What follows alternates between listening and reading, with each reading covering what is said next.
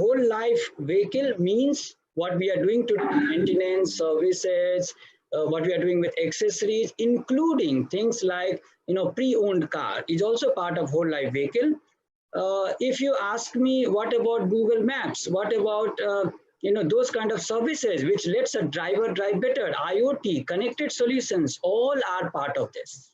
And that's why it becomes ever encompassing. And we would like to have that any services and product which is after the vehicle is sold, we will consider as whole of life vehicle. So I welcome here everyone, the panel. I will introduce you.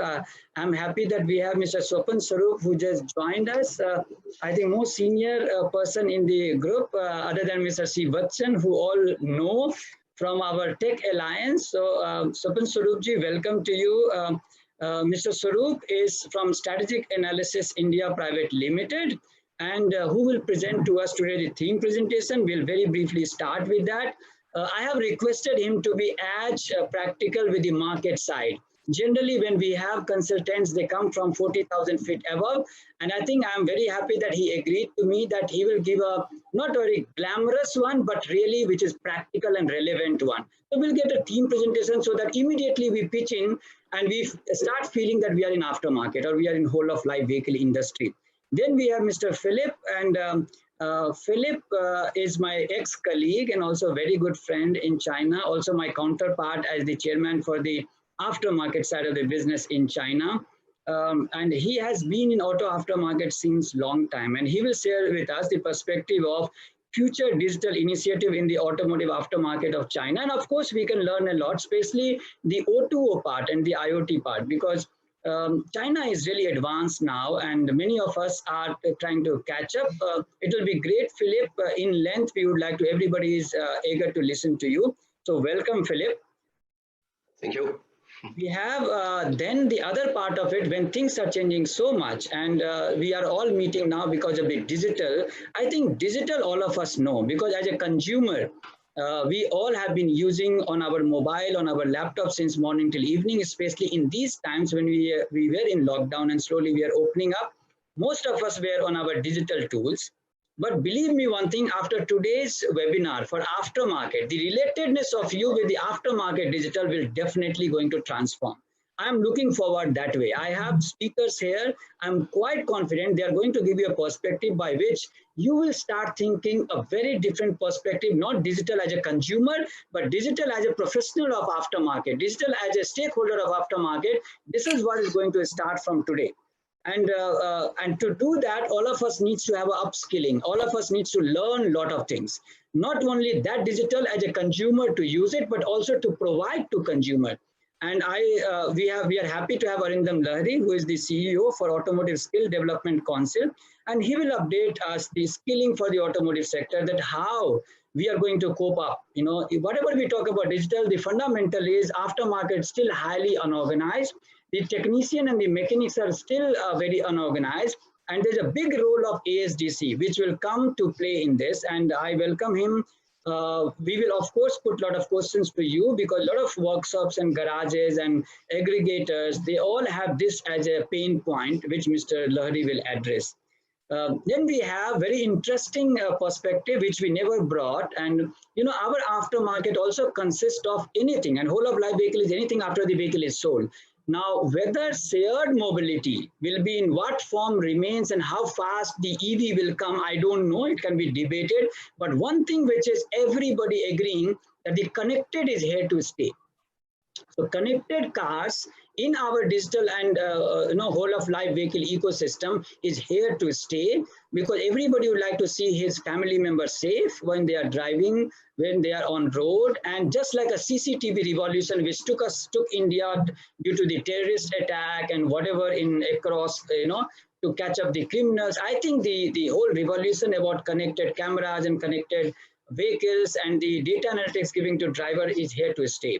And here we bring Mr. Pransu Gupta, founder and CEO of TrackNTell, to share the perspective of role of independent aftermarket to build the connected vehicle ecosystem. Because even today, a majority of the IoT solutions are sold through aftermarket. And I tell aftermarket in a broader sense, which is whole of life vehicle maintenance and services. So when a truck is bought, the IoT is provided afterwards. When a car is bought, the IoT is provided afterwards. Whether it is a dongle, the insurance sector also part of the same whole of life vehicle. So when you see Pransu will bring us his experiences, and I think he is not only driving his company, but he has a lot of feeling for road safety, lot of feelings for what we can do for our country in this area. And parallel to that, we also have since Badiraj will not join us, his father is not, Anup Nayak, director from MD-Itriangle, will be joining us. And how do we ensure the security protocol? Because now you have so many dongles around, and this is a very big questions about, and all these are aftermarket applications. These are not OE applications. These are huge aftermarket applications. And we have a responsibility about it. In ACMA, we are forming this group.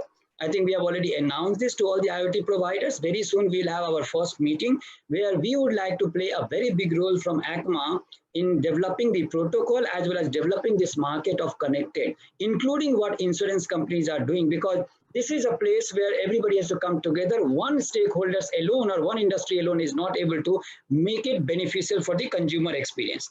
And of course, then we have two gentlemen coming from the garage or workshop digitization. We will be joined by Mr. Mihir Mohan, who is here. You can see him on the screen. He's founder and CEO of Pitstop.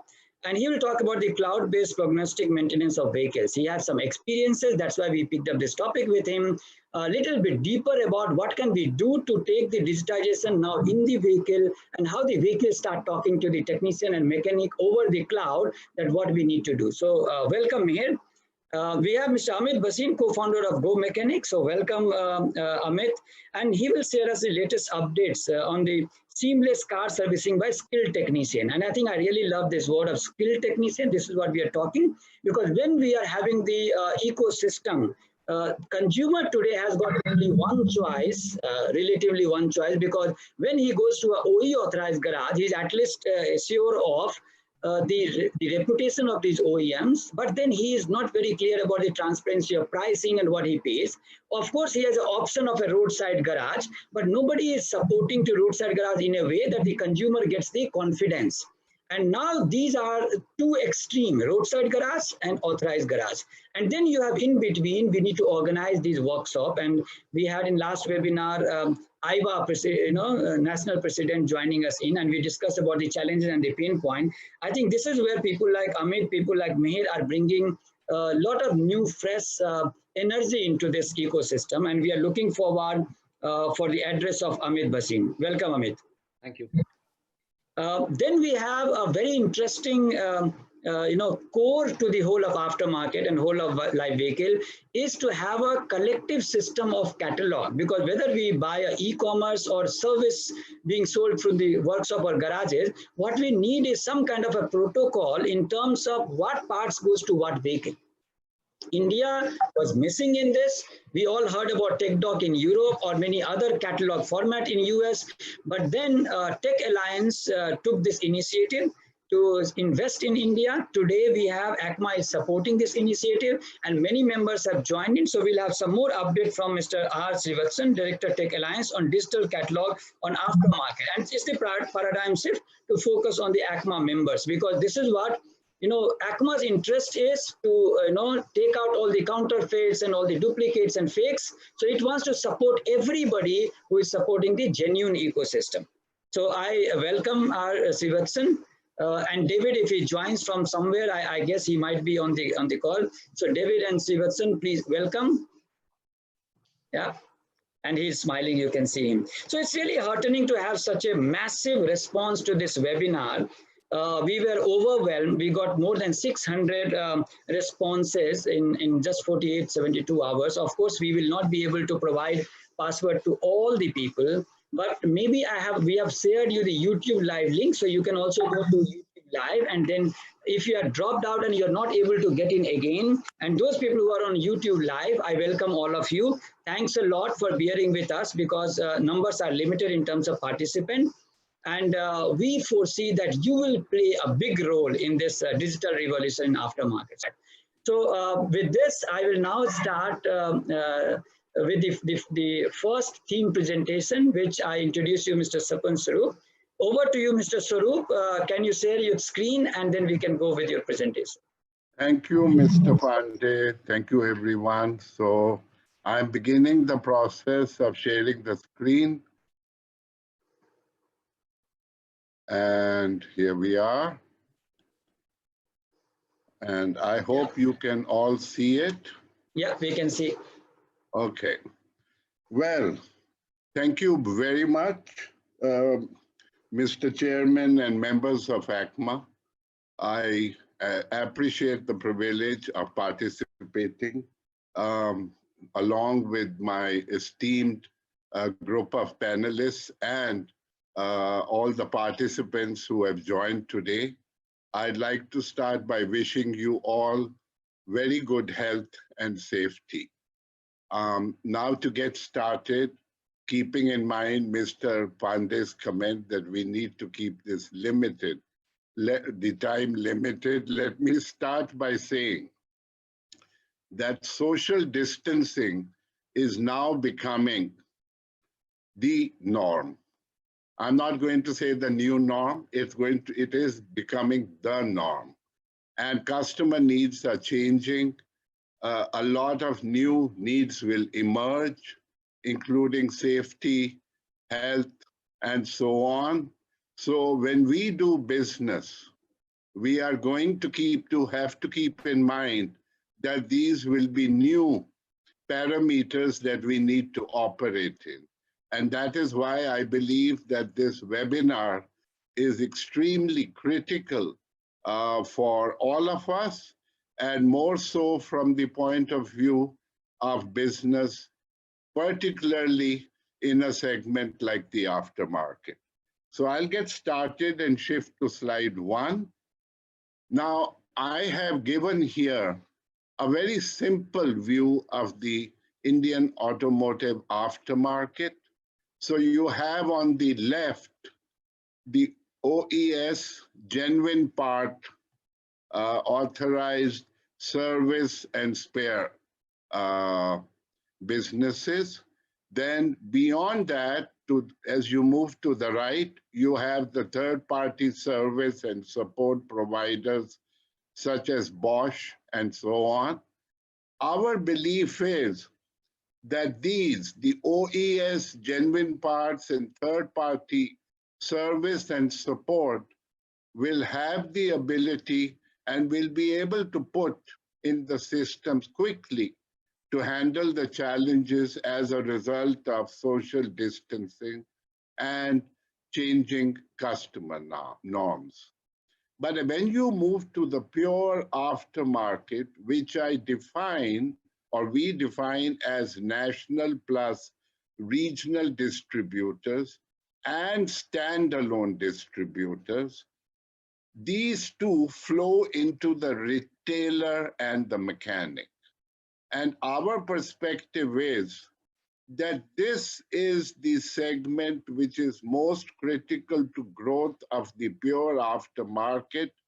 They will be the most vulnerable, and this is where we must all focus to ensure that they continue to do business, continue to grow. And I think not only the presentation that we are making, but the presentations that all my other panelist members will make will help us to at least bring on the table and bring up suggestions to support the retailer and the mechanic as we move forward on this journey. So what are some of the major challenges which are confronting the pure aftermarket at the moment? So if we look to the left, there's a set of challenges. There's social distancing.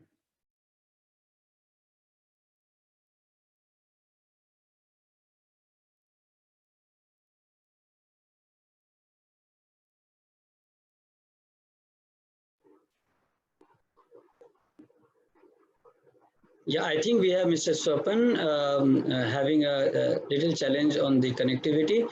Meanwhile, guys, what you see on the screen, I will just pitch in whenever we find this kind of technical issue.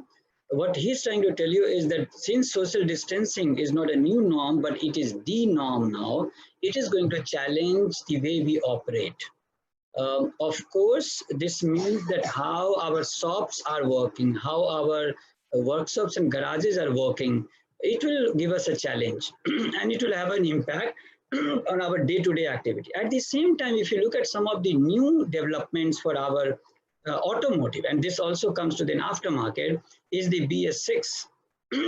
BS6 and the end-of-life policy or the scrappage policies, this will have a major impact both on the plus side and also on the minus side. So if you look at from the plus side, of course, even two-wheeler is in the regime now where you need to have an ECU and it needs to have a diagnostics. Now, people who will equip them, skill them, and who will have a lot of diagnostics, for them it will be good. But for others, it will be difficult to repair the same two-wheeler the same way like in past.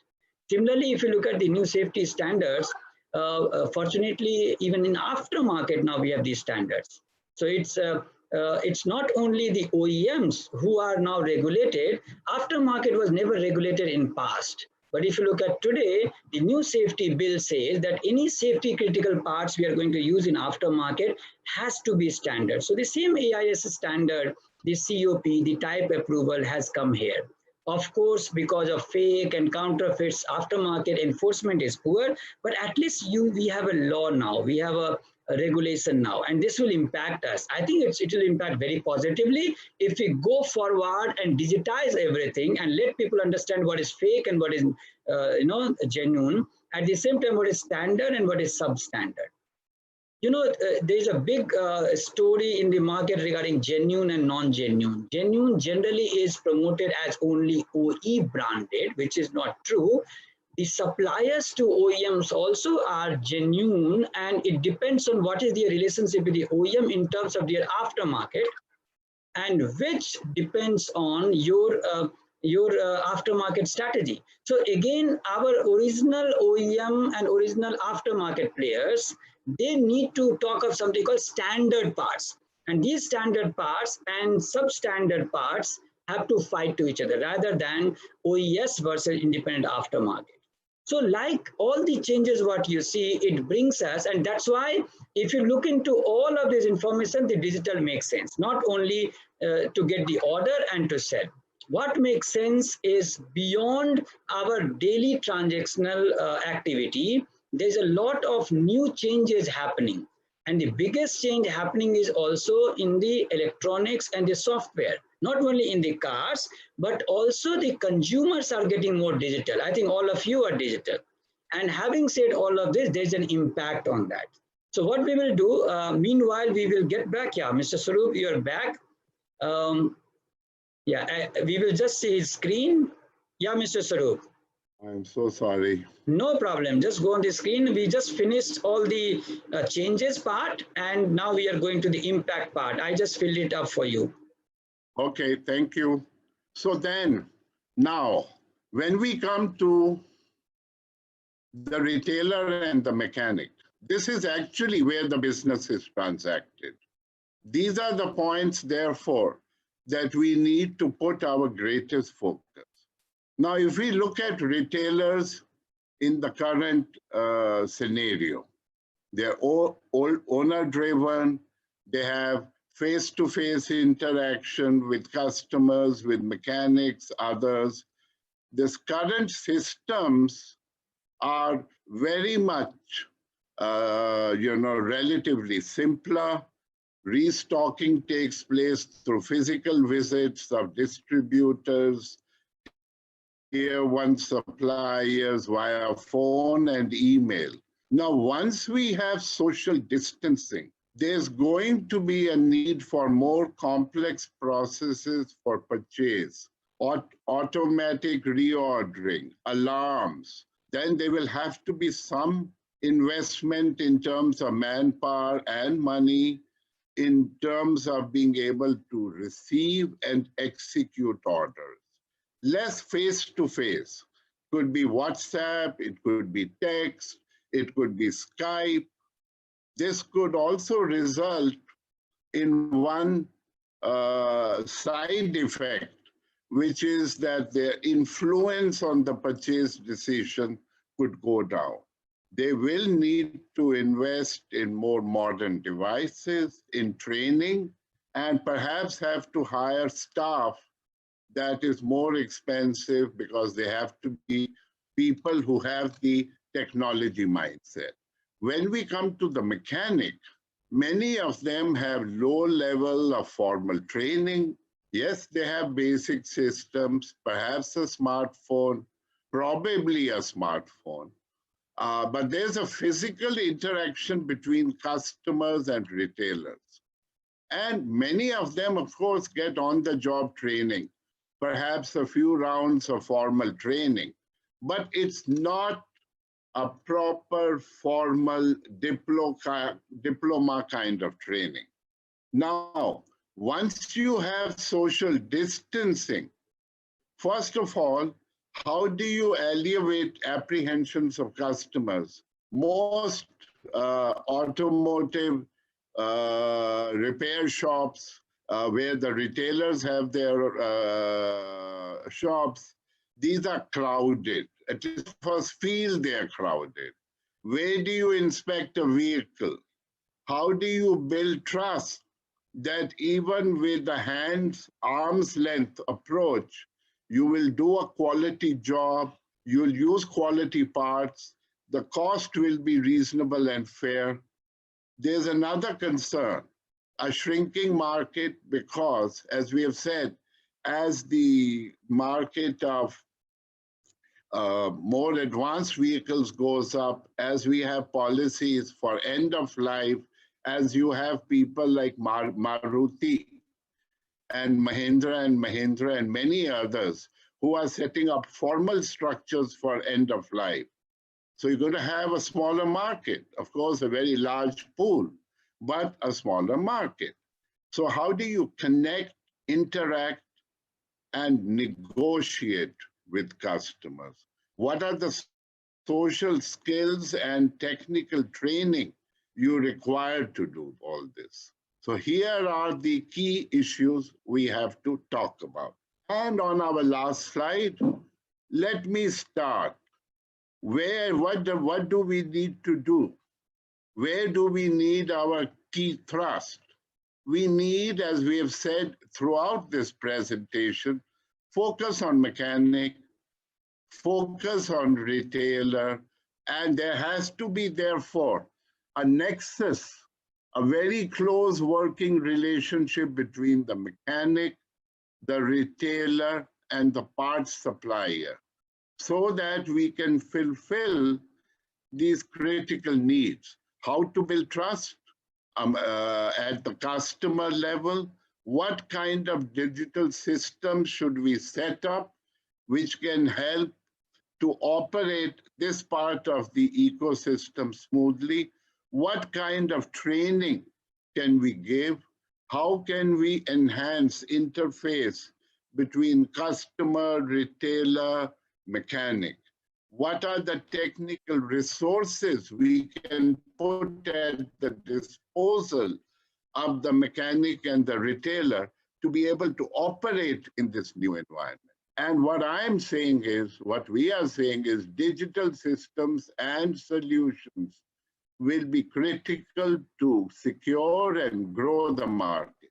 Yes, around this core of mechanic, retailer, and parts supplier, you will have the distributors, wholesalers, and stockists who have critical roles in terms of stock, liquidity, local knowledge of the markets they operate in,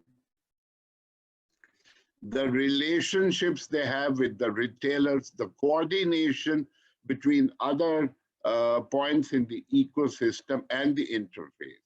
And then all around this, you have ACMA with an overarching role. It is ACMA which can support in developing systems by understanding what the mechanic and the retailer need and coming up with practical systems, seminars on social interface on technical issues, and training. Then certification of retailers and mechanics. Can ACMA take on the role of certifying retailers and mechanics, ACMA certified? And in the process of saying this,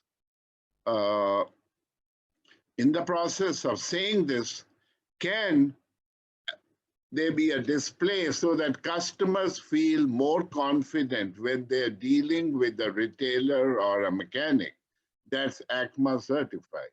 And lastly, what I've just said before, unique solutions. Can, for example, ACMA work with startups, companies which have interest to become aggregators? They're the ones who combine mechanics and retailers so that when somebody wants a service job done, they get in touch with the aggregator. The aggregator helps to pick up the car. The aggregator drops the car at the mechanic and at the retailer. They give the quote.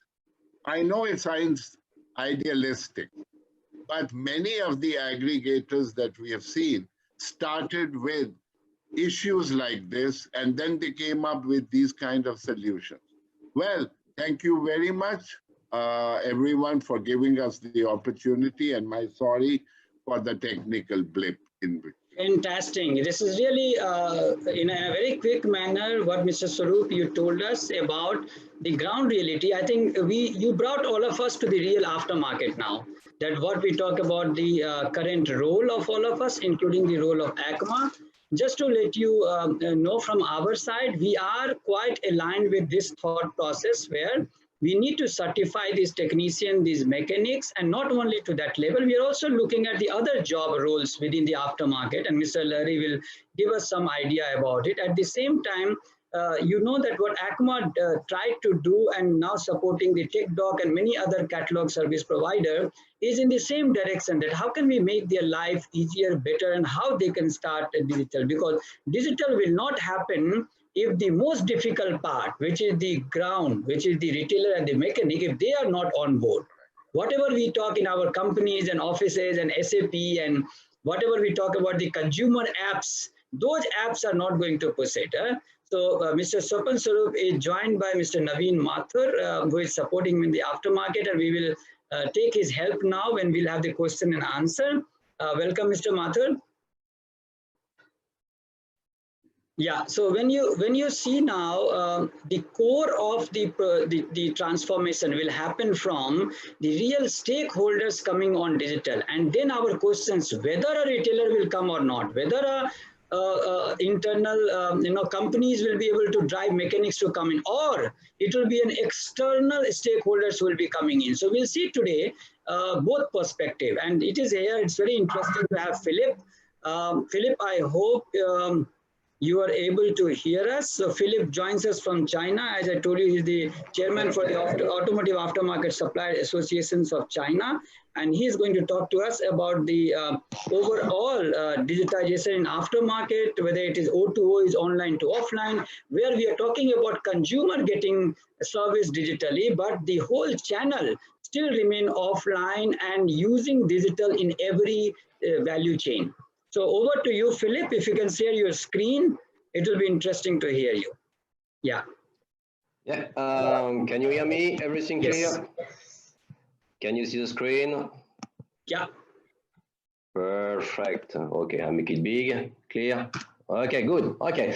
So again, good afternoon, everybody. Thank you again for inviting me today. Honestly, I'm very honored to be with you. You know, I learned a lot from your presentation. That was great.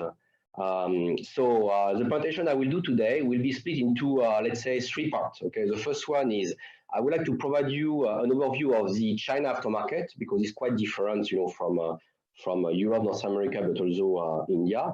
And then after, I will present, you know, some key trends which are innovative, that are going through and really growing in China. And then at the end, you know, obviously, I will talk to you about what the influence of COVID-19 because COVID-19, basically, we restarted the business in China for almost now 3 months.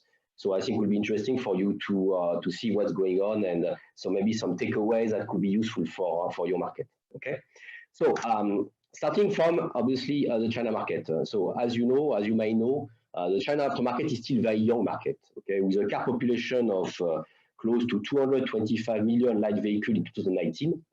You know, you probably heard that the sales of new cars decreased in 2018 and 2019. So the market is slowing down. It's true. And probably with COVID-19 in 2020, we expect the new car sales will drop around 10 to 15%. But still, at least every year, whatever we sell 10% less or 15% less, we add to the car population 20 million new cars, which means for a car population, an increase of average 8%. In meantime, the average age of the car in China is close to 4.9 years in 2019. So with car aging and the car population growing, we definitely enter into the golden age of aftermarket in China. So on the other hand, the penetration of vehicle ownership is still very low compared to North America, only 173 cars for 1,000 people. So to make a long story short, China will surpass US market in 2030 with an average of 8% year-over-year growth. And I truly believe that with India, both markets, China and India, will be without any doubt the driver of the growth globally in the mid and long term. However, at this stage, as mentioned before, the China market remains very fragmented. So this is a market that is maturing, getting mature, while embracing new trends, especially digitalization. Talking about fragmentation, you can find in China more than 10,000 parts suppliers, with a lot of local players which have grown over the years by exporting product to US, Europe, and other regions.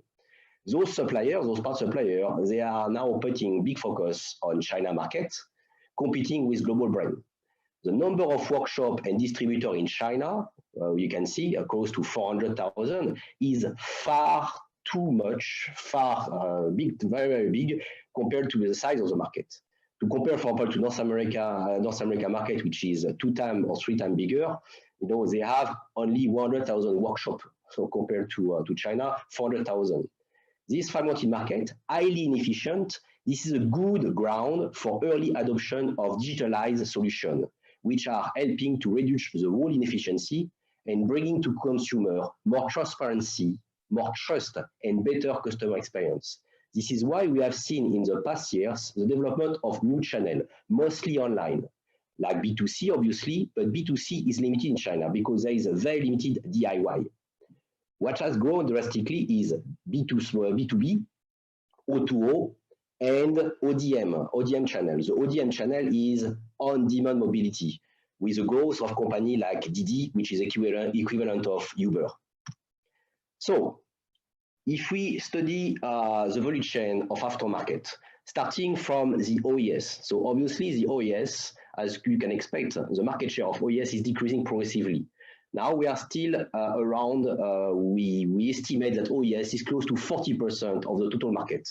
And in the next 5 years, will decrease to 30%. Consumers still go to 4S after warranty, mainly for complex repair and collision, as consumers still not fully confident on IM workshop to manage service beside maintenance.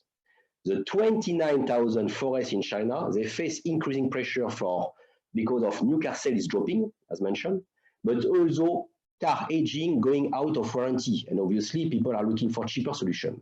And additionally, independent workshop chains now are growing, which through O2O and proper digitalization give to consumer a smooth customer experience, a seamless customer experience. So now for us, they put pressure on OEM to push OEM to develop a better OEM omni-channel platform. What I call omni-channel is a steady, let's say, a connected online platform from purchasing the car to maintain the car. Still, a lot of OEM are disconnected between the online and the offline, and even between buying a car, maintaining the car, or getting the financial support for buying the car, all disconnected. So 4S are putting pressure again on OEM to improve their OEM omni-channel platform and digital experience, again, to fully integrate the whole process from buying to maintain and even to resell car. But also for us, especially the individual one, they also look for digital aggregators, like for example, one company in China, Bank, which will bring more dynamic CRM than the one from OEM. They also help to agglomerate customer and also to help sourcing IM products from outside to be sold at Forest in order for Forest to improve their profit. So beside the 29,000 Forest shop, as mentioned before, we have in China close to 400,000 independent workshops, mostly quick fix. Only 20,000 of those 400,000 are really capable to do, let's say, full repair. In the past 7 years, we have seen numerous workshop chain projects launched, vast majority not reaching expectation. As whatever a branded shop opens somewhere, it always face a lot of competition from numerous non-branded shops, which are playing with their own role, means no certification, dumping, etc. OEM have also injected a lot of cash, like for example, you can see in the slide with companies like Autoyong, like Chairman-Aftermarket, which are financially launched and supported by big OEM, SAIC and BAIC. So OEM have injected a lot of cash on fully owned branded shop projects, doing full repair and maintenance, not only for their car, but for all OEM. At this stage, those projects still not reaching expectation, too traditional. And also, maybe the car population is still too young. Tire supplier and part supplier have also tried to enter into franchise model, but the project did not meet. For example, Bosch, even stopped the project. Michelin, which is very famous, doesn't earn money from the retail. They earn money, obviously, from the sales of tire. So the independent workshops, which are performing the best in China, are often the one who can provide a robust repair as alternative to Forest. But this requires a lot of training, etc., investment. And those who have joined successful O2O model.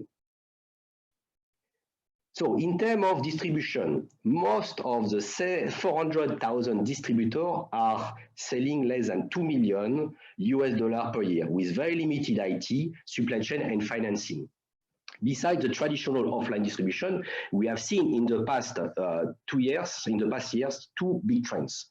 First, the best offline reseller, distributor focused on maintenance, have basically invested drastically on digitalization to become more from offline to become B2 small b portal, proposing franchising model, reinforcing sourcing and supply chain capability, like for example, Carzone and Kesimol.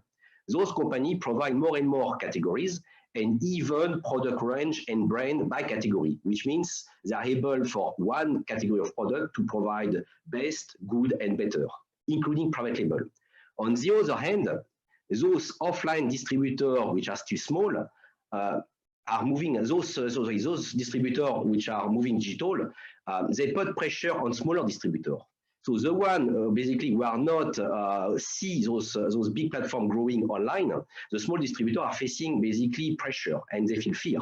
So now those smaller players, more and more smaller players, are joining aggregators or what we call B2 small b marketplace, which are purely online companies that provide for the small distributor connection to workshop, advanced IT system, advanced workshop management system, logistics service, and financing. Those SAS platforms like Castime and Batulu are growing very fast and also get quite easily financing from venture capital. And the one who performs the most are definitely the one who focus on repair and collision. At customer level, beside obviously the usual offline offer from workshop, we have seen the development of several new online solutions. As I mentioned before, OEM have launched a branded shop program with fully owned shop. They have developed additionally online platform to also propose O2O solution, but this model doesn't work well. Why? Because already the offline shop are struggling, and when they add the online, it's just treated like an add-on, not as a pillar of the O2O solution. In contrary, the model which are working well are more the model of, for example, Turu, where the online is in the center. They put the online and customer definitely in the center. So they are online B2C platform who have been launched several years ago, who have invested on workshop, fully owned, to propose O2O at the beginning with fully owned shop. But then after, what they have done is they have expanding their model outside of fully owned shop by inviting shop to join franchise.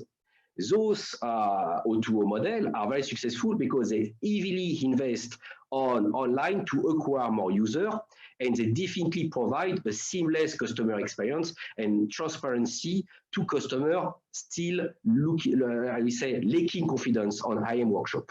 So this model, for example, of Turu, but some other, are now growing very quickly in China. And this is definitely, again, ordering your service online, getting offline installation, and everything basically under the same platform with very dynamic, let's say, online platform. On the other hand, so as I mentioned before, the B2C is led by major players like Jingdong, Alibaba, and Tencent. Tencent is a company behind WeChat. But the B2C is still very limited in China, only 4%, still because DIY is extremely limited. So additionally, the last, I will say, trend for consumer, which has grown in the past year, is door-to-door. So the door-to-door seems exciting, but at this stage, companies still have to prove the viability, the financial viability of such project. So for example, during COVID-19, the door-to-door has been extended, but the problem is a lot of companies have added this option to compete with existing specialists of door-to-door. So in terms of investment, we have seen a peak of investment in 2015, especially at this time, a lot of government policies, very positive for the industry, were released. And we have seen 2015, most of the money was invested into development of franchise projects or workshop projects. And as I mentioned, it did not necessarily deliver the financial expected. So now the investors are more cautious and investment go in preference to O2O platform and online B2B platform, which use technology to reduce inefficiency, improve customer omni-channel experience, and require light assets. So basically leveraging the excess of existing resource like distributor and workshop to join the platform. So I have not, now I've finished the introduction about China market. I would like to provide you, a deep dive on 3 innovative models that I believe are going to drive the China aftermarket in the year to come. The first one is what we call the S2B2C, okay? A big name. S means supplier, 2B workshop, and 2C. So as I mentioned, Alibaba, Jingdong, and Tencent, they are internet giants, huge company, which already do B2C sales on vast variety of products, from food, from clothes, from everything. But also include logistic, payment, financing, cloud, media, and customer evaluation, basically a full ecosystem, much bigger than Amazon or Facebook in North America. Those companies which already sell aftermarket products through B2C online platform are now investing on major aftermarket distributors to upgrade their operation with best-in-class data management, logistics, and overall IT system. Then they launch franchise project to attract workshops which can benefit from the Alibaba, Jingdong, etc. full ecosystem to get image, which bring credibility to the workshop, but also pool of customers through leveraging the full ecosystem data, customer data, financing, training, management system. By doing that, this S2B2C model with Jingdong and Ali can go beyond pure maintenance in terms of sales, bring transparency and seamless omnichannel experience to end users that get more confident to live for us. Overall, Alibaba, Tencent finally expand their ecosystem to keep customers into their network. So you can imagine you are a consumer, you use the same app to do everything, to almost order food, to basically to get your car repaired. So that really helps in terms of credibility. So no need to mention, Alibaba and Tencent are very profitable company and obviously have the money to finance this kind of companies they invest on. Next model, which is growing, is the extension of the B2B I mentioned before, or S to big B to small b, which is basically supplier to distributor to workshop, as mentioned before, aggregators. I mentioned previously that the B to small b online marketplace are growing quickly. Under the pressure of the internet giant implementing the S to B2C, more distributors are afraid of getting crushed by the emerging giants, and so want to join platform online to get scale, IT support, logistics support, and financing. Those aggregators will keep increasing the value proposition to workshop with workshop management system, training, and diagnostic. We can expect that those online B2 small b platform, which again connect a distributor, workshop, and supplier, will take more influence, maybe in the future purchase their distributor or convert the distributor into pure operator. The third trend that is growing in China is definitely the ODM, on-demand mobility. The on-demand mobility has drastically grown during the past 4 years with companies like Didi. In fact, we estimate that 45% of the total kilometer driven in 2025, will come from on-demand mobility. So how the on-demand mobility will grow, will keep growing. We expect that step by step, and especially it will be even bigger from 2025, the car ownership in China will decrease with more people using car sharing. And the expectation is also under strong support from government and financing that the MOD, the autonomous mobility on demand, will expand from 2025. We need to know that the ODM and MOD is not only, I will say, taxi or basically driving people, is especially growing because of mobility of things. 25% of the total retail in China is online now. And obviously, one of the huge costs is the last mile delivery operated by people. So those companies, we say online retail similar to Amazon, are investing now a lot on mobility on demand and on mobility of things, because obviously they see the opportunity for them with autonomous driving to be able to decrease their operation cost. But how it reflects for aftermarket? So, for example, a company like Didi is investing now $1 billion to launch a full, I would say, a service for the fleet. So, for example, as I mentioned, they have invested on one company, or launching one company, expanding one company in Xiaoju, and to support Didi driver, so the drivers that are operating under Didi platform with O2O solution for driver, but also open to platform for non-Didi driver. And their focus is completely different from us in aftermarket. They don't care about brand. What they care is cheaper price and avoid that the car is stopping, no downtime. So, for example, for them, diagnostic is key, and especially preventive maintenance. So I think that this kind of hybrid, I would say, aftermarket solution will be very interesting to investigate and to track in China, because I believe this kind of model will expand in other countries. So difficult to talk about innovation without obviously taking into account the COVID-19 impact. So as you might know, or at least I'm not sure, but China has started the lockdown in January 23rd. So we have been in full lockdown in January 23rd, and we have reopened the business on February 10. Since February 10, we have been through progressive reopening. The ASA, the ASA is a US association, Supplier Association, and the China-Aftermarket Forum. We have conducted a survey 30 days after reopening and 60 days after reopening with more than 35 major automotive suppliers to help them to get more visibility on the impact of the COVID-19. What we have seen is in January, drop of sale of 15%, February around 80% drop, 45% in March, and I will get the last number for April, we estimate 15% only. So we see a good recovery, okay? I repeat again, from 80% drop in February, 45% drop in March, and 50% drop in April. We expect basically to be back in normal business on Q3. But for the overall year of 2020, we estimate probably a 15% drop. So we are recovering. The confidence is back step by step.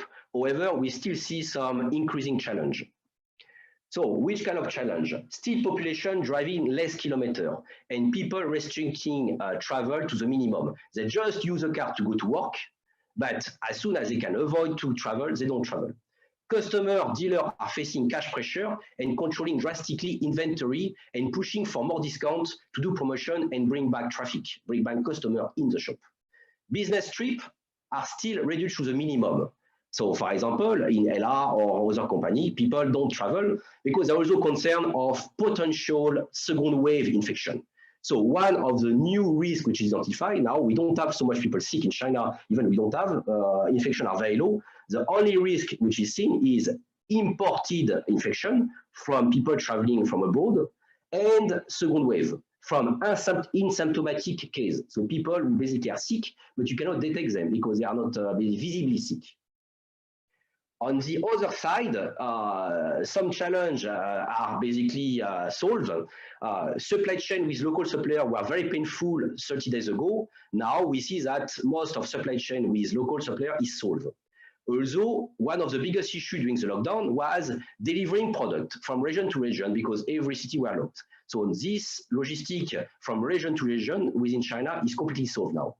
Then another challenge that is getting better, this is supply chain for import products.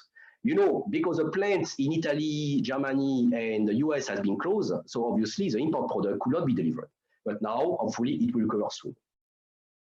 So, to summarize, what's the impact for the trend I just mentioned before? If we analyze by category, on supplier side, local brand that will see a drop on exports will put more focus on China market and give more competition to global players. Smaller distributor will face increasing pressure, which will facilitate consolidation and them joining online B2B platform. Aggregators, which consume cash with limited income, still have opportunity to speed up development, but they need to reduce cash burning as financing will be more difficult to get. O2O S2B2C will be even stronger as online has been reinforced overall for everything, not only for automotive, during the whole crisis. IEM workshop face drop of traffic and need to work harder to bring back customer with activity and sanitization. Some will close. We expect around 5% to 10% of the shop will close or join S2B2C program. 4S face new car sale drop, and so they need to put more focus on repair and will be even more competitive versus IEM on the repair side. OEM priority is now to support 4S, which are under pressure to survive. So might slow down OEM project on IEM. ODM definitely for people decreased. People did not use, I will say, Didi or Uber during the crisis, but what has increased drastically is mobility of things. And with some project going live during the crisis to deliver food, and this will definitely expand. So finally, my conclusion is, and for consumer also go more online. Conclusion is, this crisis is a big challenge for everybody in the value chain. However, we believe it will reinforce the rationalization and digitalization of our industry to make it even better, because currently our consumers, they are fully convinced that digitalization is a key, and definitely they want aftermarket provide the same kind of omni-channel, seamless, digitalized experience they can get everywhere else. So thank you for your time and thank you for your attention. So if you have any question, I will be happy to answer to you during the Q&A session. Thanks a lot, Philip. Wonderful, wonderful. There are a few questions which we'll take up later. Maybe some abbreviation people were asking. S2B2C, can you just tell S2B2C? O2O is online to offline, and why you have not mentioned to who? TUHU. S2B2C is definitely people like Jingdong and Alibaba who are linking supplier with workshop and with consumer. And you can estimate that the rationale is to say, hey, you are, for example, Ella, I will help you to sell your products. They don't invest in workshop, so this is a B, because there are too many workshops, and they handle customer because they are in touch with customer to sell everything else, not only aftermarket. So it's why they say, I link with supplier, I own distributor, I'm the logistic guy, I deal with B, workshop, and I deal with consumer. This is why they call themselves S2B2C. Okay, and Turu is S2B2C because Turu is Tencent. Behind Turu is Taishin. Taishin is WeChat, is Tencent. They are behind. Okay. Thanks a lot, Philip. We'll come back to the little bit of a discussion later where we'll have question and answer, and we are taking all other perspective now. Thanks, Philip, for sharing everything so openly and transparently about China. Okay. Yeah, coming to Mr. Arindam now, you know, when we talked about and we see how advanced China is, and it is heartening to see that the passenger car segment, the aftermarket there, independent aftermarket is gaining ground, and there's a very good level playing, competition between OEMs and the independent aftermarket. And in fact, it is growing towards the independent aftermarket. And reason being also that the aftermarket is being enabled by financing, by new models, by digitization. I think we are yet to see that in India. And it all starts from what is our current level of aftermarket skill ecosystem. So over to you, Arindam. Can you let us know about it? Yeah, thank you, Mr. Pandey. I hope I am audible to all of you. Fantastic. Great. So yeah, it was a fascinating presentation by Philip, to learn about the China market. And I think Mr. Swaroop had done a very broad context setting of the aftermarket scenario here. I have a presentation which talks generally about the skilling challenges, and more so in the times of the pandemic that we are going through currently, and also try and address some bit of the overall challenges in terms of meeting the skill requirements for the aftermarket, including the certification part, let's say in partnership with ACMA, as to how we could implement such solutions on ground. So just give me a second. I can't move the slide. Let me just reload.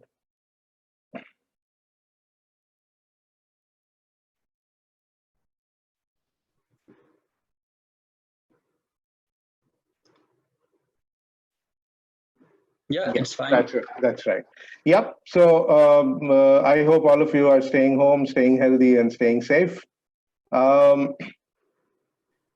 So current challenges, I think all of us are aware, and we keep talking about it: disrupted supply chain, closing down of manufacturing. Now we're looking at restarting the whole process, and the complete drop in vehicle sales at the dealerships. Again, restarting the whole system as it existed, and there will be a phase which will take us through this recovery, and there will be a lot of learning that will happen in this phase, and we hope to ensure that we can bring in those relevant components into our entire skill ecosystem as well.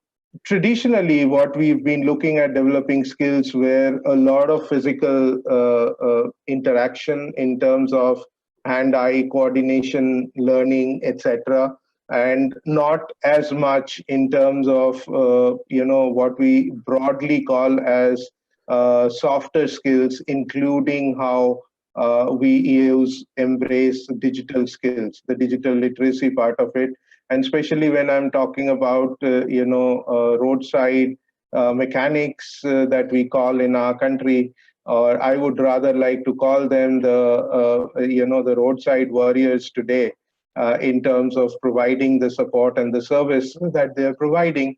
A lot of them are challenged from a very basic fact that many of them don't even own a smartphone, and therefore their ability to kind of understand some of the basics around the whole digital process when it comes to a new car.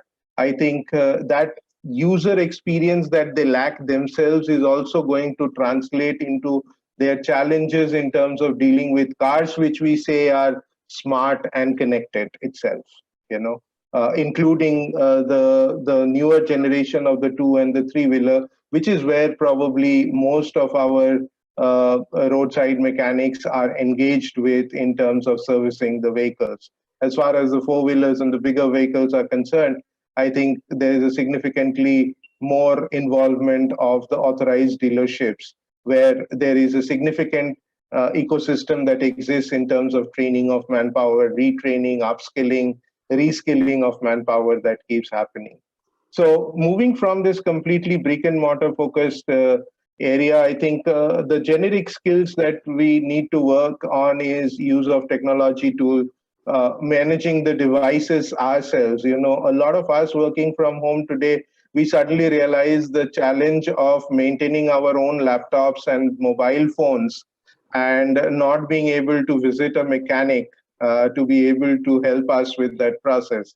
And similarly with the cars itself, how do we do? So as we see in the Western markets, there is a significantly large chunk of DIY market, which is that you give certain parts, certain components which you can, fix in your car very easily. Let me just take a very simple example, like, I want to change, let's say, the wiper blades. Today, the moment I have a very hard wiper blade or a challenge in terms of a wiper blade, the first thing I can think of is going into a queue and going to either a roadside, slightly organized roadside mechanic, depending on the car that I own, and or maybe a authorized service station as well. Now, some of those probably can be done at home. If you can't do it yourself, there could be a breed of people, which I think Philip was talking about, on-demand mobility. So in terms of skilling, I think we've looked at how we can evolve drivers into giving customer service. Now I think we can look at how do we get drivers to become a service mechanic who can reach out to your homes and deliver the basic services from the comfort of your home, given the new normals that we are all anticipating. There's a very, very big area about security, the digital security side of it. We keep talking about, health, safety issues, etc. in a typical manufacturing workshop environment. I think one piece that was missing so far has been on the digital security side of it. And I'm pretty sure, since we have a panelist on who will be talking more about that, I don't want to get details into it, but definitely this is a skill that we think will be an integral part of our learning process. Maybe it can become even part of the whole life skill or soft skill that we talk about, because right from your own devices to customer devices to how the cars will need the security, I think digital security, I think all of that will be very important. And in terms of digital collaboration, so let's say a mechanic has a slight challenge in terms of the knowledge. Once he's opened up something, he's stuck somewhere. How does he use the digital environment to be able to face that situation and learn while they are actually repairing as well, in certain conditions. Because there could be a newer model which is not handled before. There could be a slight change in how the part has to be opened up, the sequence of operations. So some of these will have to have some bit of learning which happens through digital medium. And I think there are significant ways of doing it. We're using it to a very limited extent today. And we see this growing significantly as we go forward. In terms of some of the technical skills, and I think it covers a lot also on the manufacturing side, but some of these are also very relevant for the aftermarket as well. How do we do predictive maintenance? So if I, as a customer, I am used to going to a particular garage, is it that the mechanic there or the workshop manager there have a complete history of what my vehicle has gone through, and how can I pull it up the moment I enter the workshop? Or even if I am not going to the workshop, can he reach out to us and predict that this is something we think you would need a replacement with? Why don't you plan a visit or whatever it is? So some kind of a predictive servicing that we need to do. Of course, remote servicing with vehicles becoming more connected. We're talking about, connected vehicles where they will talk to, central systems, data being available there. How do we do some amount of remote repair? And I don't want to rule out this whole concept that today TeamViewer is very commonly used in terms of computer repair, which didn't used to exist probably about 10 years back. And TeamViewer is just one option. I mean, there are many options like that, AnyDesk or whatever. So do we see those kind of solutions coming into the automotive space where we need desk based service technicians who will be able to deliver those kind of solutions to the customer. And then there are, of course, the whole area about the driving related area in terms of how health related safety also gets added on to the usual challenges of road safety and the vehicle safety issues that we keep talking about. In the whole ecosystem itself, I think there is a new way of learning that we are all getting used to. We're using digital training, we're doing remote assessments, we're using extended reality, and in partnership with HELA, we've already started developing at least 5 or 6 different modules of service technician where one can learn through extended reality kind of a model, which doesn't necessarily need a vehicle and a part to be there. And that simulation can actually help a person reach from, let's say, 0 to 80. And then from 80 to 100, he can actually start working on the physical parts itself so that he is actually ready to hit the ground running. Standards and curriculum is a big challenge in our ecosystem, which is always found to be lagging behind in terms of how the technology is shaping. There's shorter and shorter life cycles of technology, changes happening, and this is something which we are grappling with, and we need to be very, very conscious about incorporating those changes in our standards and curriculum.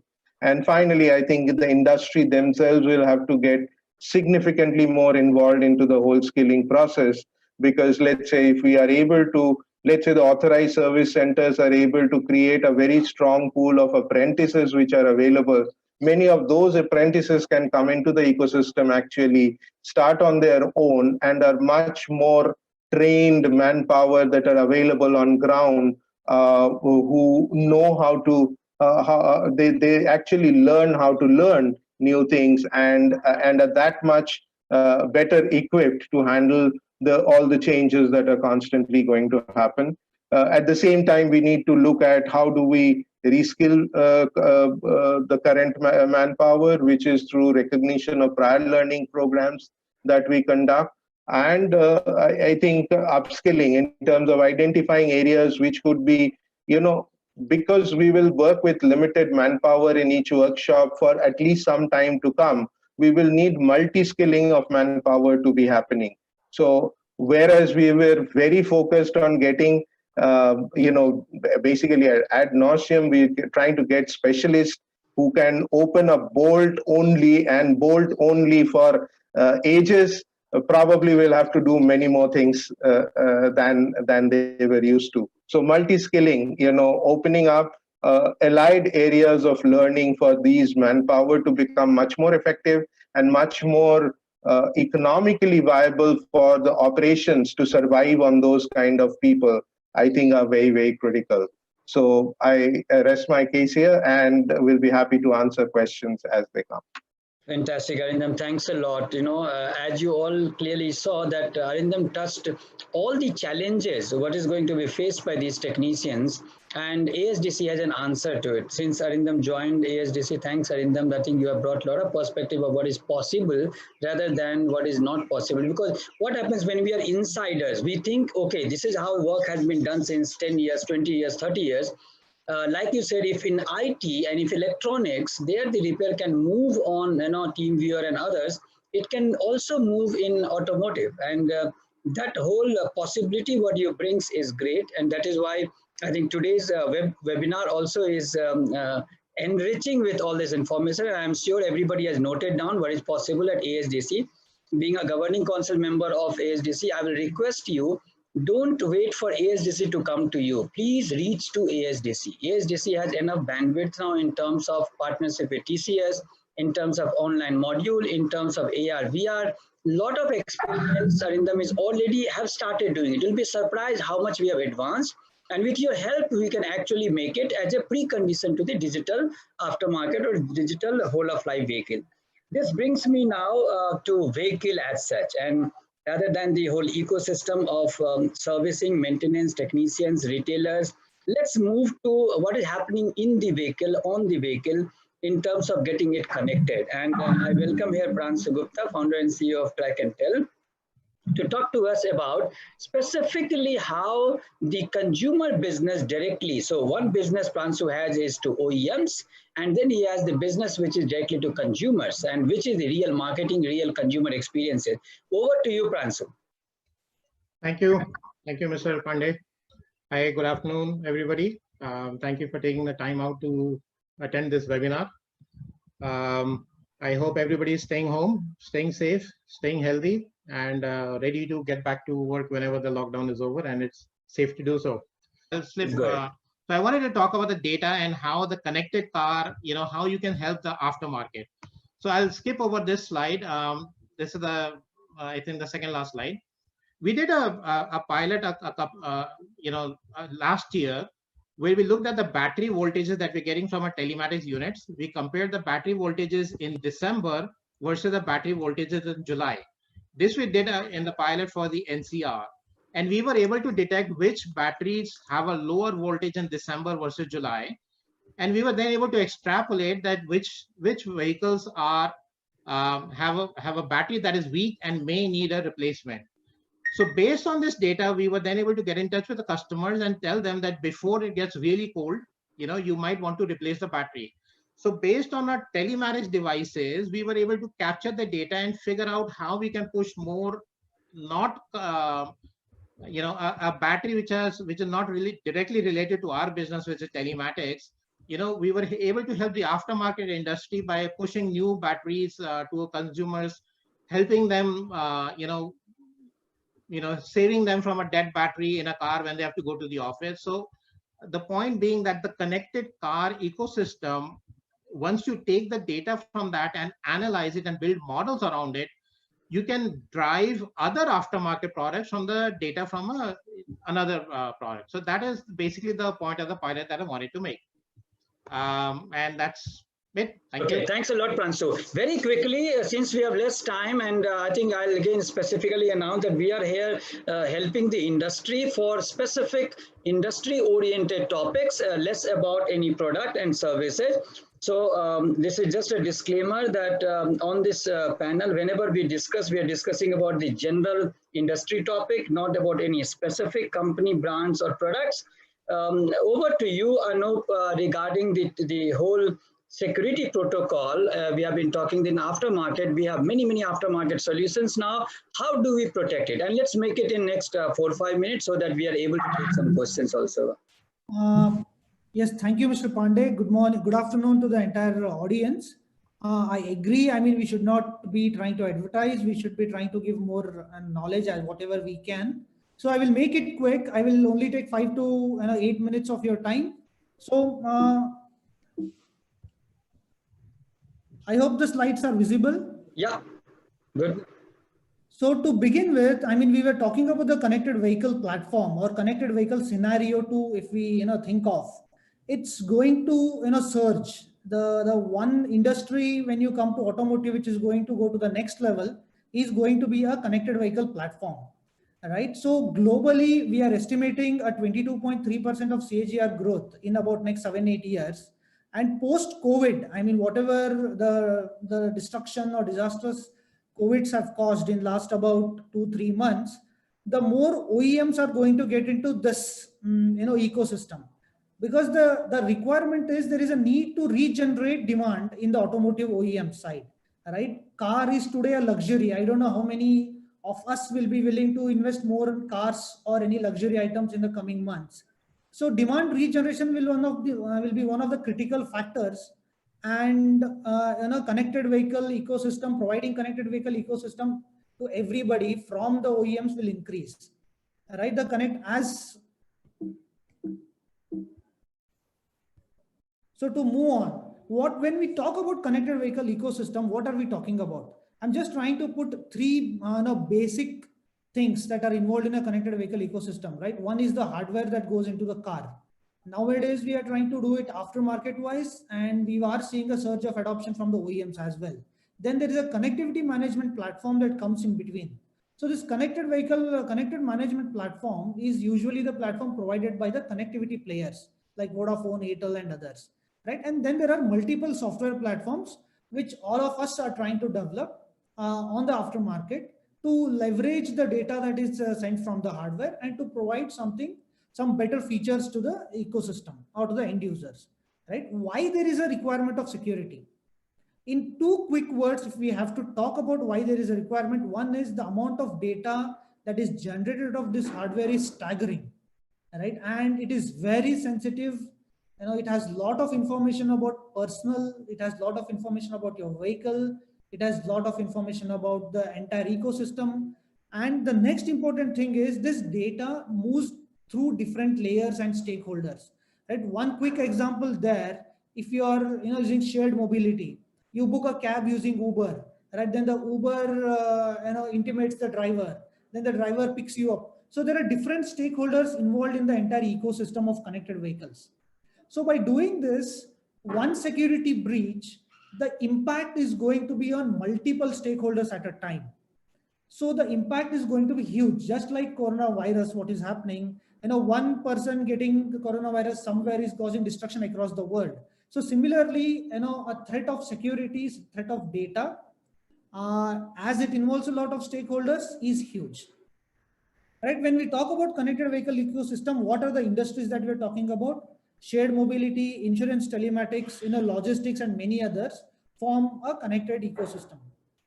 Okay, so what are the common techniques or common issues where the misusing of data is happening? So these are a bit technical jargons, and I have tried to explain them in a quick one-liner. Right? What is GPS spoofing? So trying to send a strong other signal from simulating a GPS is GPS spoofing. Right? Then there is replay attacks. So what people do, they replay the same timestamp of a message and broadcast it to multiple different users. The impact of this, it causes a disturbance in the traffic. Right? So then there is something called as telematic service attack.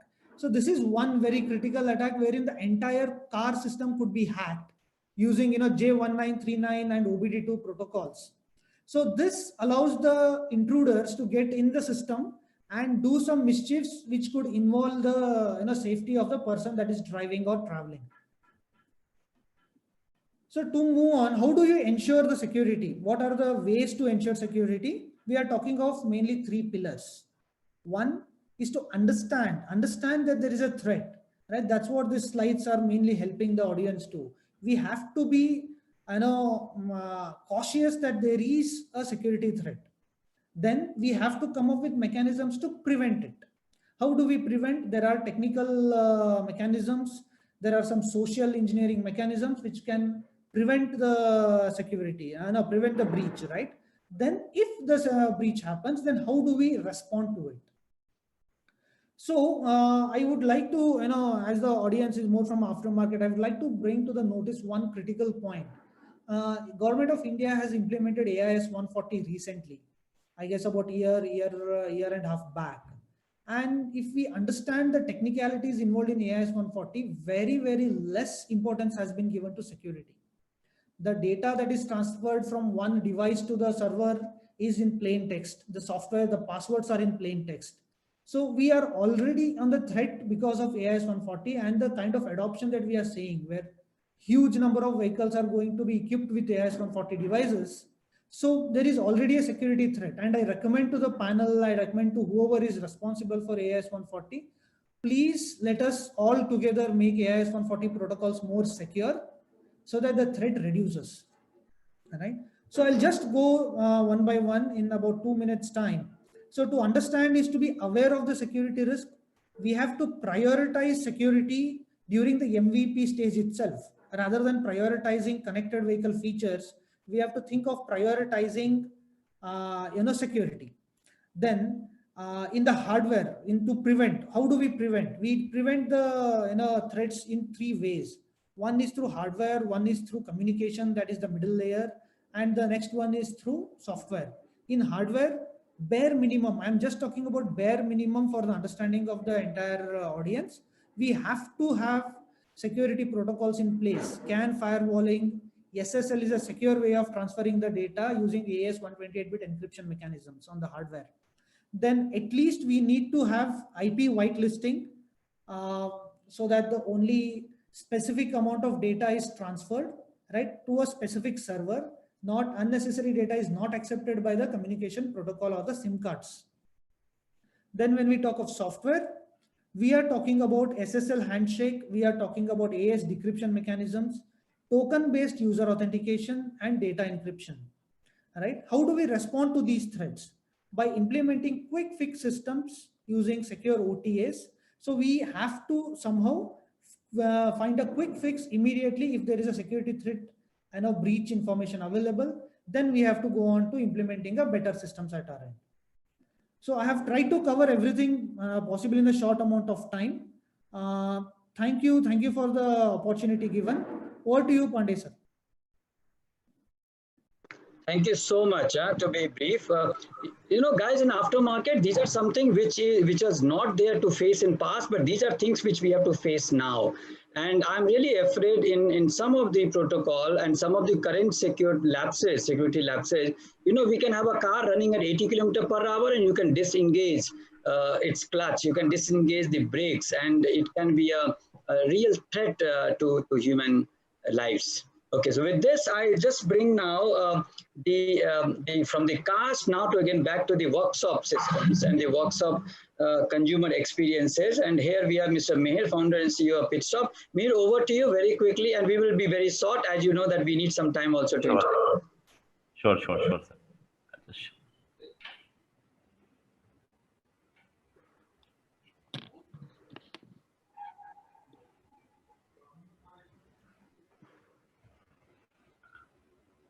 As Mihir is bringing his slides on the screen, you know, this is one area where both I think I'll be very happy to have Mihir as well as Amit later in continuity, and we would like to understand that what is how the traction they see compared to a lot of still people are skeptical whether it will take off, whether it will not take off. But I think the digital intervention to consumer experience is something which is here to stay. It is irreversible. It will happen. And from your experiences, we'll be even more confident to take those steps in aftermarket. Over to you, Mihir. Right. Thank you, Pandey sir. Thank you, ACMA. Thank you to all the panelists and everyone who is attending this seminar. My name is Mihir. I run a company called Pitstop. And today, whatever we have heard in the discussions that have been happening, it's a music for our ears. We have been a big believer in digitization from day one. As my personal background, I don't come from automotive. I come from consumer tech. And so tech always came natural, and digitizing the whole value chain came very naturally for us. So I'm going to talk about digital initiatives to secure aftermarket business with social distancing and changing customer needs. So I'll not take much time. I have only 2 slides to take you through basic cases. What we see today is that your car is a computer. It has a lot of data that is getting churned in it every time. It's stationary, it's moving, it goes through various cycles of service repair or the whole life cycle value chain, right? It goes through a number of things in its ownership, right? So broadly, digitization, the impact of digitization is that there's a lot of data which gets generated and it gets accumulated in a cloud network. So some of these data points which get captured at every level, it could be as basic as service history. It could be a lot of telematics data, which is consumed as and when you move. There's a lot of OBD2 diagnostic trouble codes, which gets captured via the standard ports. And then you have infotainment, interaction with other systems or subsystems of the car, which generates further data. So everybody is dumping some or the other data on the cloud, and it has its own impact on, or there could be a lot of value add that can be built based on data analysis. And if you compare that to how does it work in case of customers, is that they need a transparent solution. So data is an answer to that transparency, that instead of a mechanic or a service advisor telling you to get your battery changed, if data tells you to do that, you're more trusting that data. Right. So eventually, it also is related to the convenience. For example, if something goes wrong with the car and you do a prognosis before.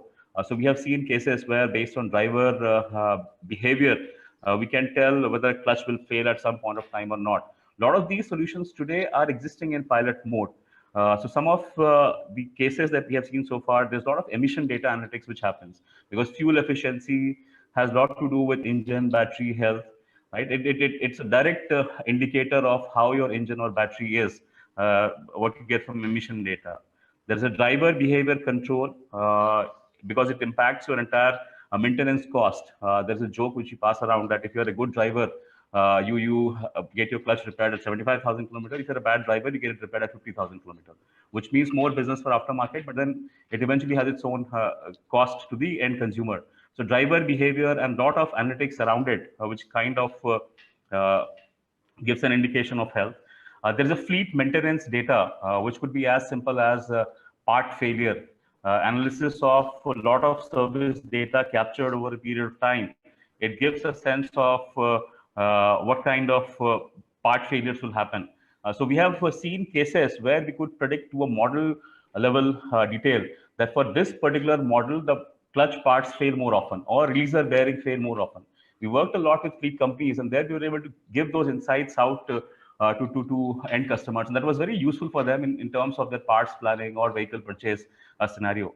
So all of this data is really valuable, collected at various points of time, and it can give a lot of actionable insights, which is intended to provide a very convenient, transparent, and quality car service. We believe that the prognostic element of it is more designed towards better safe than sorry. You get a lot of the feedback on your car system upfront rather than going through it, because car failure or maintenance failure can be disastrous. So there are a lot of things that can be prevented. End of the day, car is a computer, and there's a lot of software which is actually going on in the computer right now. So a lot of that part of software can be utilized to provide a better aftermarket service and repair experience. I'll give you some of the live use cases that we have seen. We have what we call as a pulse device. It's an OBD2 device. OBD2 is the port through which you get a lot of diagnostics data. A lot of this data is very generic, which cannot be really utilized to give a full-fledged diagnostics info. So this device focuses on only engine and battery health. Right? So it emits out a very clean report which rates your engine and battery on a scale of 1 to 5. And based on what that rating is, your service repair estimates are carried out. So in a sense, it enables a lot of transparency. It aids the mechanic and service advisors also. People that we work with in our garage network, they're devoid of a lot of professional degrees.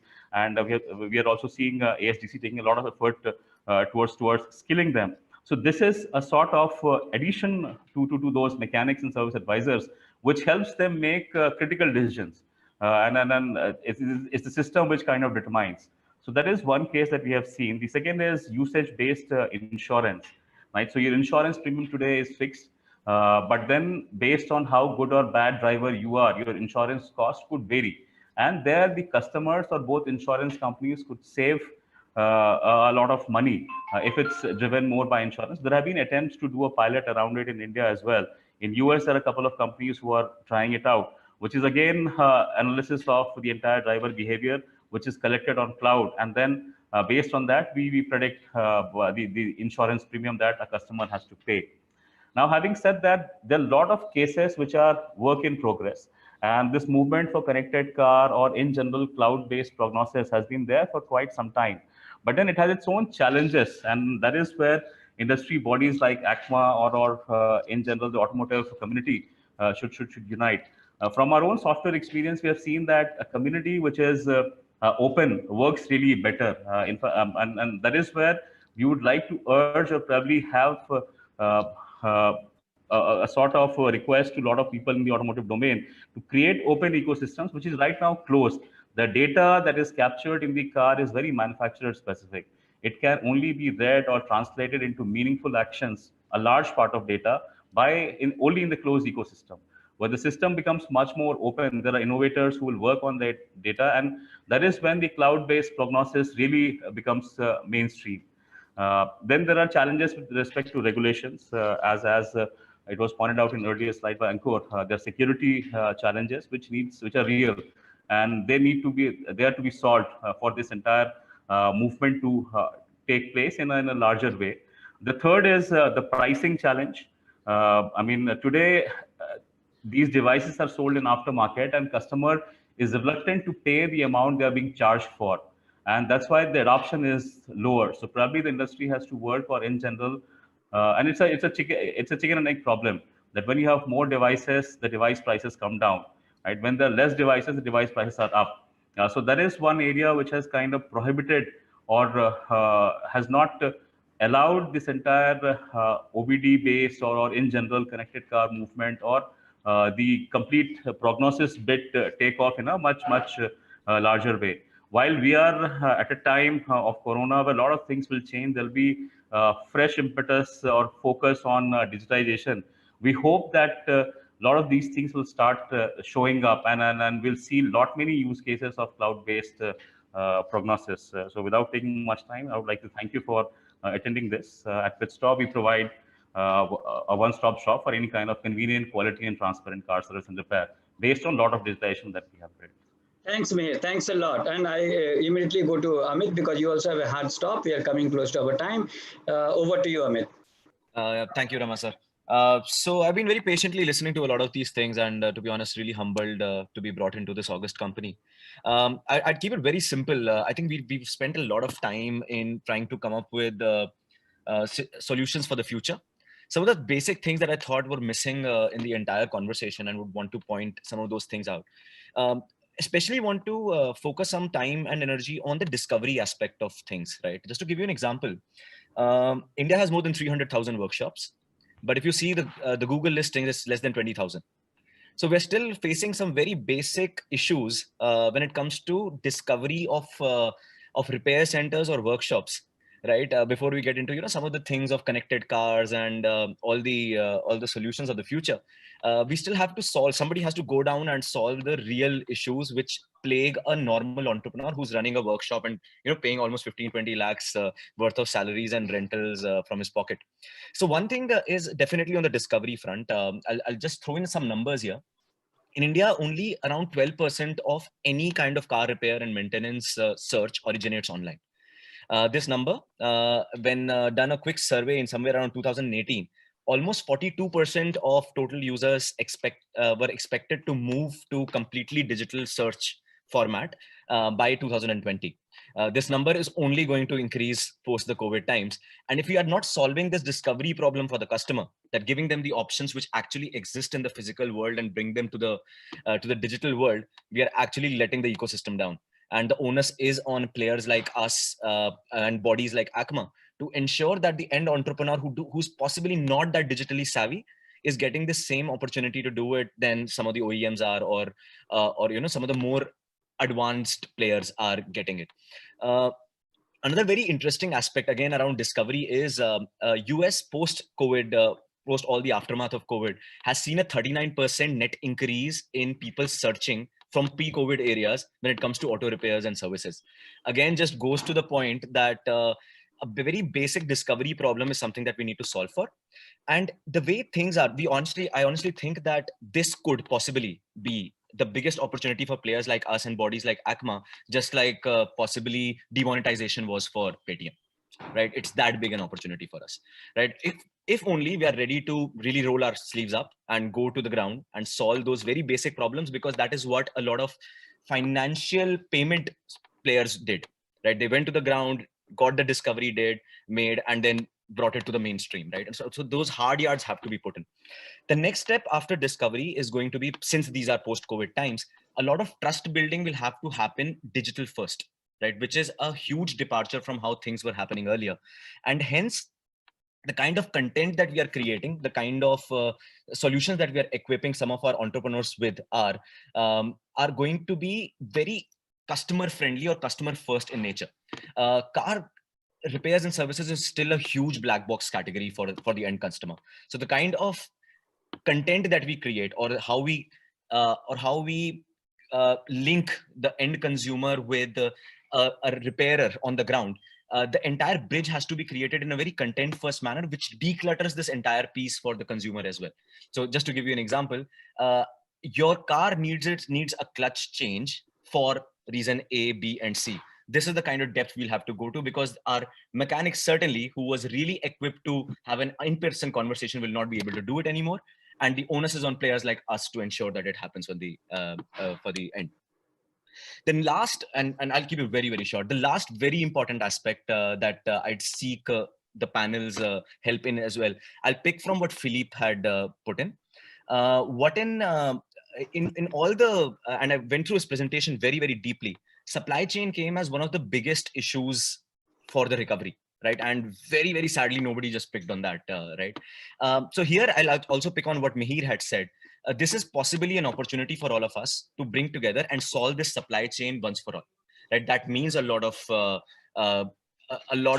flexibility when it comes to sharing data. It means coming to one singular platform when it comes to, mapping what spare part, what model number, what part number, right? And just bring it. Somebody needs to have that singular repository, right? And somebody needs to, Rama sir, I think there's nobody better than you to create. I've been harping on something like this, that we should come in. And to be honest, we at GoMechanic will be very happy lending our technology to build something like this, which can really help everybody in the ecosystem, right? So my 2 cents on this would really be, this is an opportunity for us to solve the basic problems that this entire ecosystem has been facing for almost 15-20 years and has missed the entire digital wave, which some of the other industries have really been very strong and picked up. The hospitality industry, the commutation industry, the payments industry, everybody has really picked up digitization way better than auto components and auto repairs did. And this is an opportunity for us to shed all of those loads and bring a lot of these players into the mainstream. Fantastic, fantastic.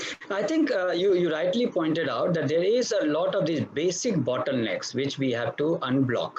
And we discussed this before also during Auto Expo, that we have to make it happen, and it can happen only when everybody comes together. And like you volunteered from your side, your technology, Pitstop is volunteering his technology. I think this is a very good example. And I thank people who are actually an outsider of automotive industry who have come in, and they are showing the path of what an open innovation can be.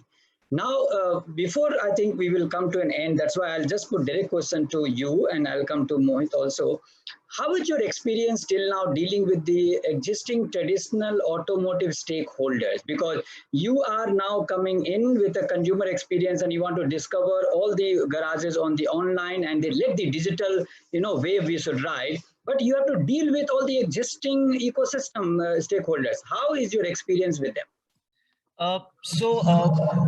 I'll broadly divide these ecosystem players into 2 large parts. One is the end entrepreneur, the workshop owner, and the other is the entire ecosystem. I'll just put them in one category because they operate in as a singular player, and it includes all the auto components giants. It includes OEMs, everybody, right? One thing for sure, there is a lot of predilection that the entrepreneur has to upgrade themselves, and this is classic Indian jugaad behavior, right? And it comes to the fore.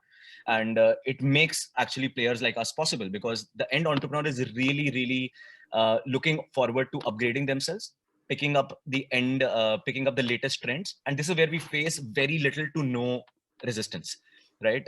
That side of the ecosystem really wants to upgrade themselves. I think they foresee also that the digital wave is just around the corner. And a lot of them are upgrading themselves, upgrading their mechanics, and bringing themselves to the fore, and bringing in a lot of transparency into the ecosystem.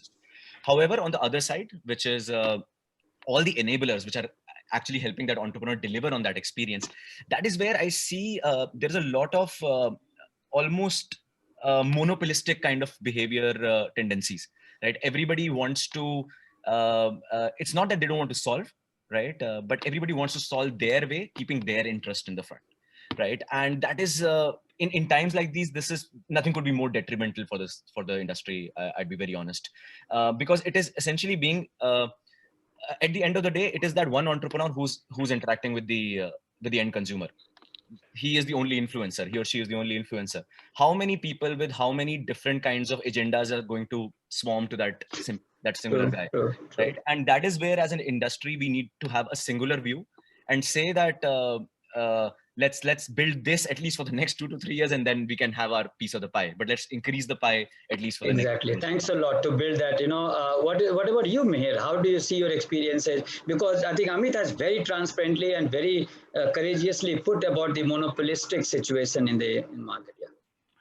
Right. So I think I would agree with Amit to a larger part of it. But having said that, there's also a transition that we are seeing. I mean, when we started in 2016-15, the world was very, very different. And at that time, it was complete no-go for us, right? But now, as Amit also pointed out, the stats that he sees improving in online, that was very small when we started off, right? It was 300, 400 people in cities like Bangalore in 2015-16. Now that has grown in number. So we see there has been, initial, there has been a challenge, but now people are slowly adapting to it. People are taking sides. People are also coming forward to support. So I'm sure Amit will also agree that that transition is happening right now. And Corona kind of comes right on the face, and it will probably push a lot of our value chain to get digitized much faster than what we expected. Right, and we are looking forward to it. Next. Fantastic. I think that is where it brings us. I think both of my two star young panel members, Amit and Meher. I think it is also your role to pull, and that's why the reason why you are on this panel, to make a pull. Because when you see the different of these verticals, everything has to come together. I think many of the current stakeholders are not able to visualize that, and when you are in this paralysis of not able to visualize, somebody must pull.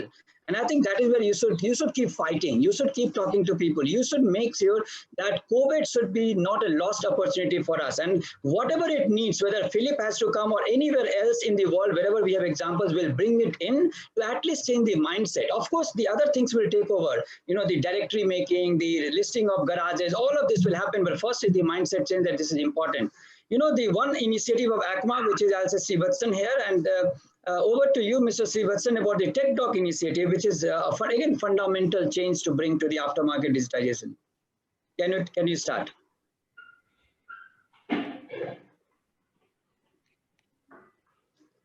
We are not able to hear your voice. To everyone, we will be having a delay of so we will have 10 minutes delay. We wanted to close at 1 o'clock. Now we will finish by 1:10. So hold on for your questions. If you have anything, put in the chat. We have all the panelists here except Amit, and we will continue. So Mr. Srivatsan, go on for our catalog systems brought to you by TechAlliance. Yeah, but are you able to hear my voice? Yes. Yeah, okay. Are you able to see the screen? Yeah. Very good. That's nice. So I will now move over to the slideshow. Make it very quick. Give us the fine line that how this whole initiative from your side is going to help the aftermarket. That's what I always feared. Being the last speaker, I will get nothing to really build a story. But only take 5 minutes. Take 5 minutes. Yeah. Yeah. It's very difficult, but I'll try. Okay. Basically, thank you to all of you, and thank you for participating in this and helping me present this. Now, see, people have talked, Mr. Swarup sir has talked about the new normal. I think between what is easy to change, such as greeting, versus what is difficult to change, such as the Huangshan's Mountain Park, where there was a jam-packed tourists on April 4th, once the COVID was lifted, there will be a new normal that will get established. I believe that will get established in the buying experience, the way the people order, the people select various of their needs. But we see also some clear drivers, which some of the people have talked about. Economies, of course, will be on the lower orbits. People will hold back money and conserve money because they are not sure, like somebody has said, that whether there will be a second wave of this infection. There are a lot of reverse migration taking place due to H-1B visas and so many other things, from other countries to India, from cities to towns and villages, from work state to home states. Now, we have seen many imponderables. There are a lot of issues which have been raised by previous panel members, particularly with Philip saying that where is the people who are connecting up the mechanic, retailer, and the part suppliers, and alarming about the second wave, and Amit Bazin also talking about where is the discovery of 200,000 workshops and how are you going to connect, etc., etc. But I am here to give you a solution. The one prognosis which I'm making, which many people have confirmed, is that buying the standard products and B2B transactions would go digital. As Amit Bazin said, the people at the retail end, at the retailer end, and also with the workshop end, they are all wanting this. it is somewhere in between that this is not taking place and there is an inertia that is there. But what I would do is that I can tell you that the people are generally asking these questions. Can I pick the correct parts sitting in my workshop? Can I see a picture of the part that I pick and be sure that I pick the right part? Can I compare suppliers? Can I know where I get them? Multitude of such questions. All of them are very relevant and all of them are something which will shape how we will be doing our business in the future. Now, all of them finally boil down to one question. Can I get accurate parts I need at my doorstep? If people can solve this, then by and large, we would have solved most of it. And this is where TechAlliance is coming. Now, I was talking to some executives, a senior executive from UK, and he was mentioning that Indian aftermarket spares market is at the moment 30 years behind UK and Europe. And it is 30 years, almost around 30 years back, that the idea of TechDoc began. And TechDoc started about 26 years back to fill a void called electronic parts catalog for the aftermarket and create an ecosystem where, like Philip mentioned, the mechanics, the retailers, and the part suppliers are knitted together into a standard, through a standard cataloging system into an ecosystem. And TechAlliance in India has been there for 2 years. We have already invested around 3 crores and we have no problem in investing more as required to build up this ecosystem, because TechAlliance is a company of parts manufacturers for furthering and streamlining this ecosystem. That is our challenge, and we are going through it with the help of ACMA and people like Ramashankar Pandey. Now, now I'll tell you what is TechDoc. There are a lot of things people say, what is TechDoc, how is it going to help, all those things. If you know, TechDoc is nothing but what is Google Maps to navigation. Google Maps has a lot of longitude and latitude grids within which it puts the locations and the landmarks. It maps with the landmarks and locations with the longitude and latitude dimensions of the geographical system, positioning system. And whenever you want to go to a particular address, you search, and this picks up that search address. It locates this navigation, it locates its latitude and longitude, and it just goes and gives you the map.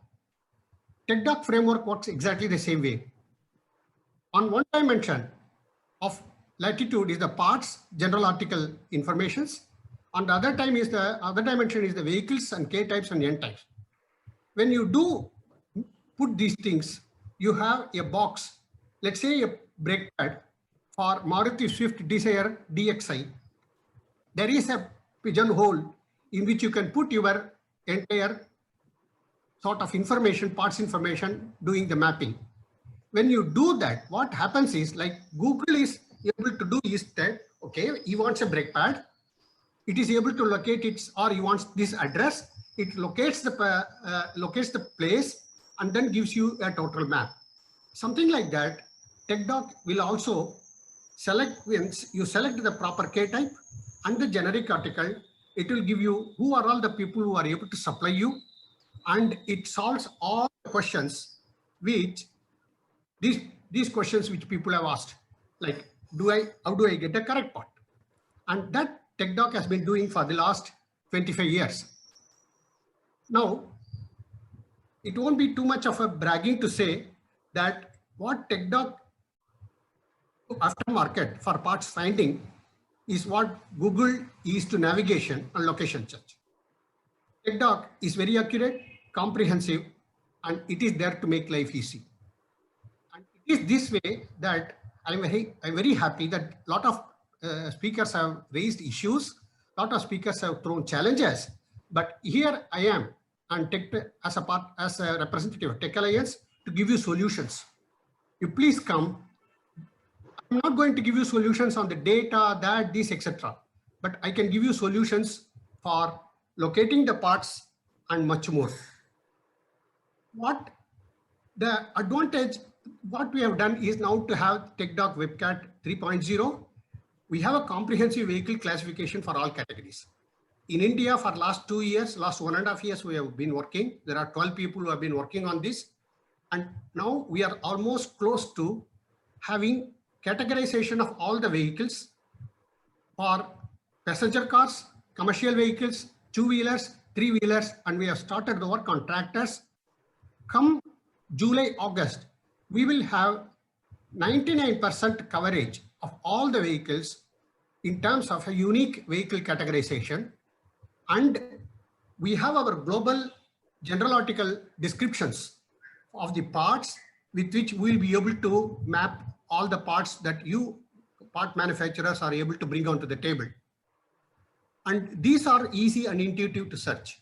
However, we are also we are working with some private, company to enhance this experience, whereby you put just a registration number and or a VIN number, whatever is the parts which are required for your vehicle, with the part numbers of the manufacturers or OEs, trade numbers, everything will pop up on your screen and you will be able to go and select them.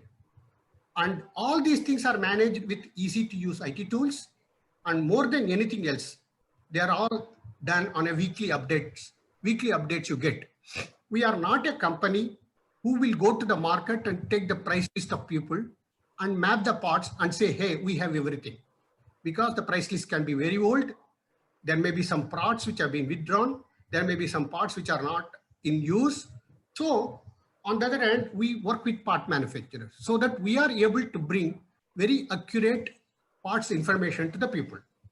Now, this is the basic core. Added to this core is the repair and maintenance instructions, which is a separate business offering we have.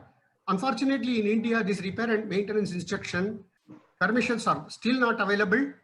But if the part manufacturers are able to give us the stuff, we will be able to host them. There are people who are willing to work on that, and we will be able to host them. And in fact, with every part, you can always put your maintenance instruction manual as an additional information. You can even put promotional stuff. Hey, do you want to buy O-rings in addition to so-and-so material, like, some main material which you use? Do you want O-rings? Do you want some sort of, lubricants? Many things are possible, like kits.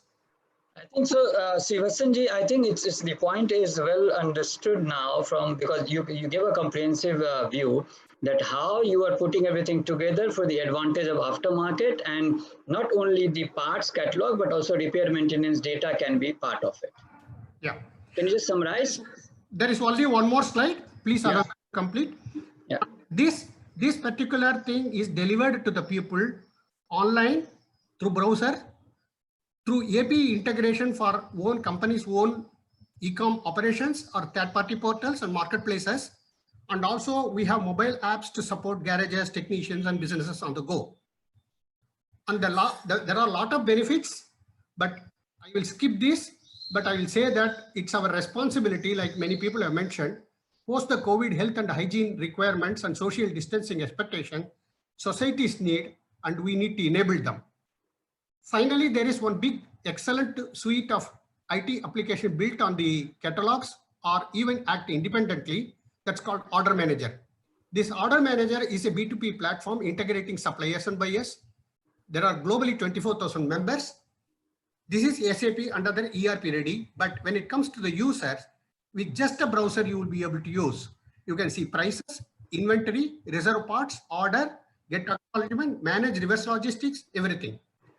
This is something which is connecting the technology hubs, like the people at the top of the pyramid, to technology have-nots, who are like retailers and the workshop technicians. This is an excellent tool, and when this is going to be supported with the apps, there is very, very great tool for everyone to employ. So TechAlliance is there to help you, and TechAlliance is there to streamline this supply chain. People, It's going on. nobody has addressed supply chain. So we are here to help you. We are ready to take another 20 minutes. Yeah. Thank you very so much. much. Thank you for your attention. For contact, you can note down these mail IDs and also the web addresses. I'll be very pleased to connect with you and service you. Thank you. Yeah, thanks, Sanjay. So for all of you, this is just a teaser what we have done. In 2 hours, we tried to put all the verticals of digitization. Of course, it takes time to prosper all the areas of digitization to come together and let the aftermarket shine and prosper. Maybe in next 2 to 3 minutes, let's take one question each panelist. And first, I'll come to Philip. When we talked about the whole black box of current aftermarket, where we want to put the digital tools and mechanisms and let everybody get used to that. Philip, from your point of view, what you have understood as India, what do you see will be your top 2 starting points? What can be the starting point where you see the first bottleneck? And if I don't see Philip still unmuted, maybe I'll give this to Naveen, you and Mr. Sopan. What do you see is the top 2 things by which we can actually open up this black box towards the digital era? Because you heard that consumer wants digitization. Consumer, 42% of them wanted that all of this aftermarket and vehicle maintenance services should be digital and they should have experience like a mobile experience. Where should we start? Well, thank you, Mr. Pandey. I have listened with a lot of interest to all the distinguished panelists. And if you look at a sum of what has been discussed, I believe that in order to start this process of digitalization, it would be important to have issues like aggregators, etc., as the interface between, because if you take the aggregators, people who can build up the brand equity, then the customer or the consumer would get the confidence to go for digital processes while getting their cars or two-wheelers or autos or whatever repaired. This will become even more important in heavy commercial vehicles, the small transport owner, because let's not forget, fleet managers have professionally managed systems, but the single truck owner, trucks are becoming expensive. That's his life. It's his bread and butter. How is he going to manage? He can't just he can't go away from a roadside mechanic or a smaller workshop concept. So you need to combine social distancing, technology needs, and you need therefore an intermediary. That's number 1. Naveen, do you want to add to this question second point? I just wanted to say a very simple thing. Pure aftermarket is actually a combination of sales along with spares. So we all have been talking of too much of transparency when it comes to sales part of it, like the price of the component. A consumer, on the other hand, would also be interested in the transparency when it comes to the service side. And that is where we need to train our mechanics and the technicians who actually have no idea how to show this digitally to a customer about how much the service would cost them. So yes, many countries, many organizations have come up with the concept of digitization of the spare parts cost. We also need to think about service. Fantastic, thanks. I think since we have a paucity of time and we declared we will end it up now at 1:15 p.m., I had the proud privilege actually to host all of you. All the questions what I see, I think many of them have been answered. How the traditional players will support the new digitization wave?